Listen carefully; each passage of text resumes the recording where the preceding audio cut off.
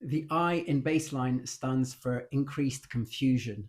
Now, we all know that confusion and loss of cognitive ability is quite common in people with dementia, and so it is with people with learning disabilities. You know, are we suddenly seeing someone who might not recognize faces that you might have done before?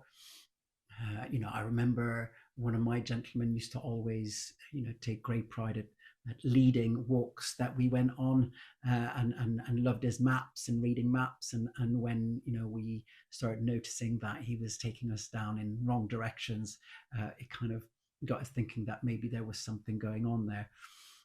You know, could it be that someone starts missing their normal routines? Could it be that they, forget to eat? Could it be that they're confused in their speech pattern?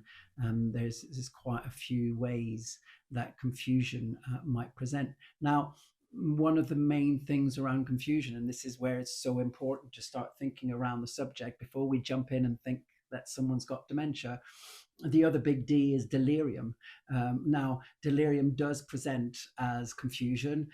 Mind you, in delirium's case, it's generally quite a rapid onset and can be quite fluctuating, quite rapidly fluctuating. While dementia, is going to be much slower in its onset and kind of more stable in its presentation.